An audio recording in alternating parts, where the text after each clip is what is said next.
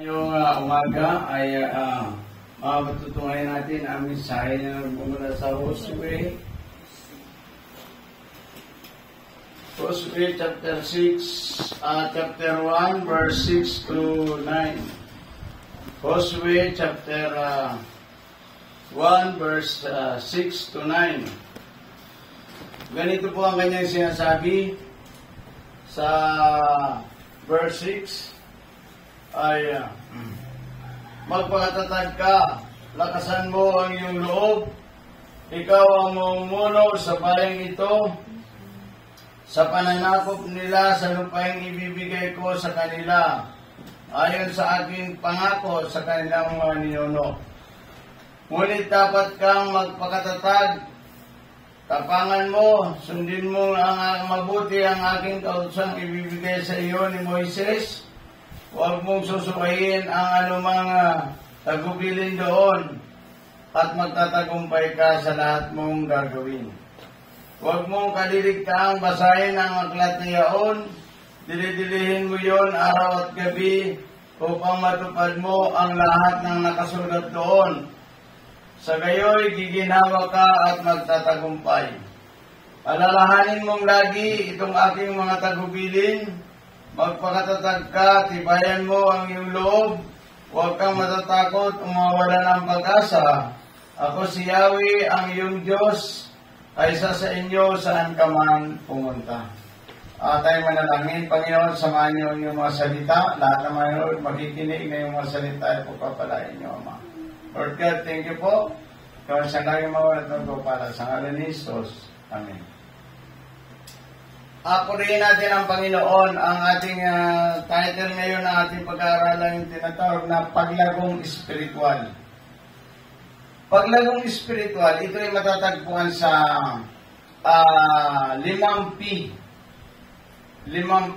P's for spiritual growth. Ang tao ay hindi maaaring lumago spiritual kung hindi siya dadaan sa 5 P. Buksan mo itong para mag-ano tayo. Thank you. Ang ating kaligtasan, hindi maaaring lumago ang isang Kristiyano kung siya ay hindi siya ligtas. Naniwala ka ba? Hindi, kaya mahirap din ba tuturuan mo ang isang Kristiyano na lumago, magsimba, na hindi mo tinuturuan ang kaligtasan. Kasi ang kaligtasan natin, diyan nagsisimula ang paglagong espiritual. Kasi hindi pwedeng lumago ang isang tao Pwede ba yan halimbawa sa isang pananim, sa isang palay? Pwede ba yan tumubo kung hindi nakatanim sa lupa, di ba? Pwede ba tumubo yan, i-stack mo lang dyan, sige lalago pa. Hindi lalago. Ang tao ay magsisimula ng paglago spiritual kung siya ay tunay na naligtas, na born again Christian siya. Kasi ang ibig sabihin ng born again Christian, may binagong buhay. Pag sinabi mo kasi, I'm born again Christian, mabigat po yun.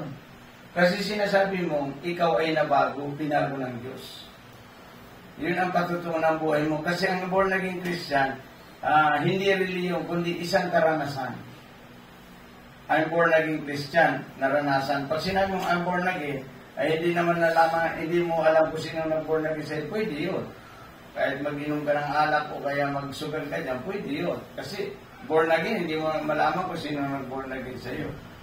Pero dito, sinasabi dito, ang 5 P ang palatandaan o 5 P ang batayan ng Biblia para ang tao ay lumago spiritual. 5 P yun.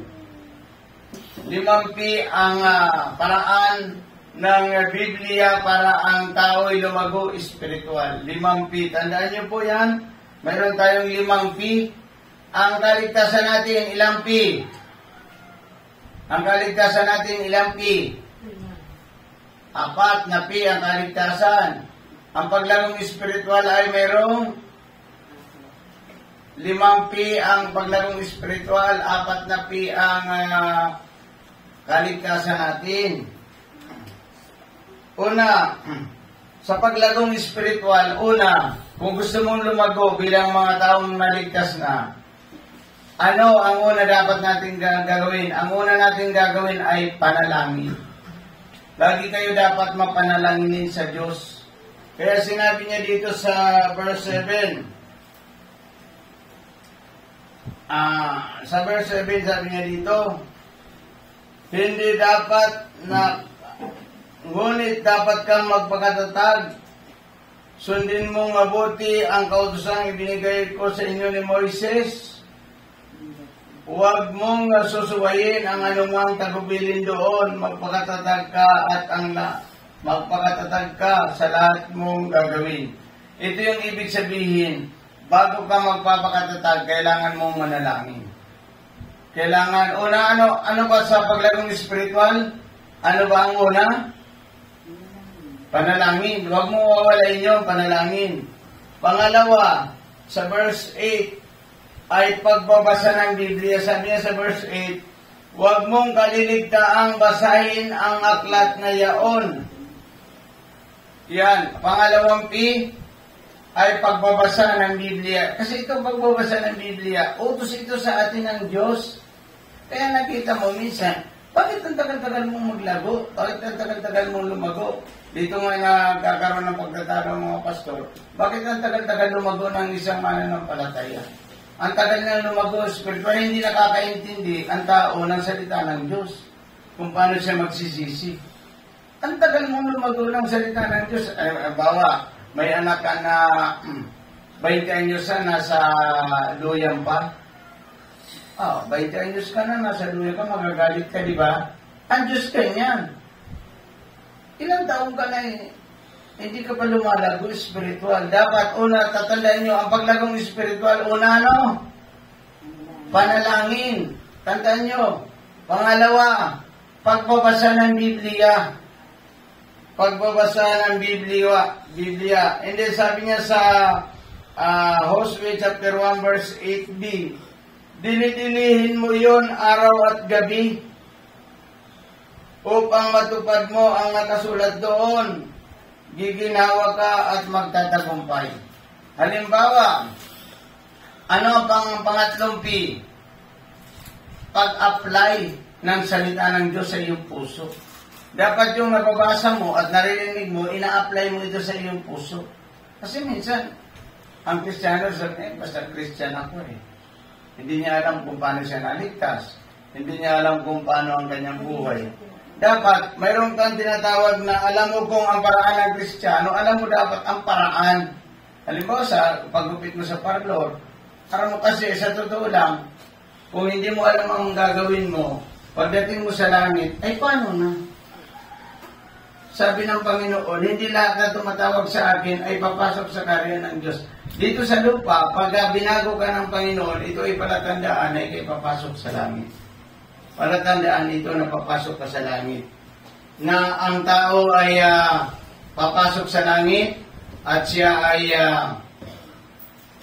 magkakaroon siya ng tinatawag na pag-apply sa kanyang buhay ng salita ng Diyos. Kasi hanggang hindi mo ina-apply ang salita ng Diyos sa iyong buhay, kaya hindi ka magbabago ng Diyos, hindi ka babaguhin ng Panginoon. Kaya yung paglagong spiritual, una, mayroon tayong panalangin. Mag-separate kayo ng oras para sa panalangin. Mag-separate din. Kaya nagkakalo-kulo ang ating buhay Wala kayong eksaktong panalangin, exact time for prayer to God. Walang eksakto. Mayroon lang dumating na bisita, wala ka nang gawain sa Panginoon. Anong klase yun? Anong klaseng Kristiyano ka? Dapat, yung panalangin natin, hindi ito natitinag. Diyan ka lang muna, mananalangin ako sa Diyos. Oras na kasi alas 5 na. Kami dito, kahit nagtitinda, ini-stop ko muna yan. Nagtitinda si Ate Mina. Stop muna tayo. Alas 5 na, nagmamadali. Alas 5 na, ay mananalangin muna tayo. Stop yan. At sabi ko, una, panalangin, pagbabasa ng Biblia, pag-apply ng salita ng Diyos sa iyong puso, para ikaw ay mabago ng Diyos at lumago ka spiritual. Kasi hanggang hindi mo ina-apply ang salita ng Diyos sa iyong puso, hindi ka lalago spiritual. Totoo ba? Hindi ka lalago spiritual at hindi ka rin nagbabasa ng Biblia. Kahit anong gawin mo, hindi ka lalago spiritual.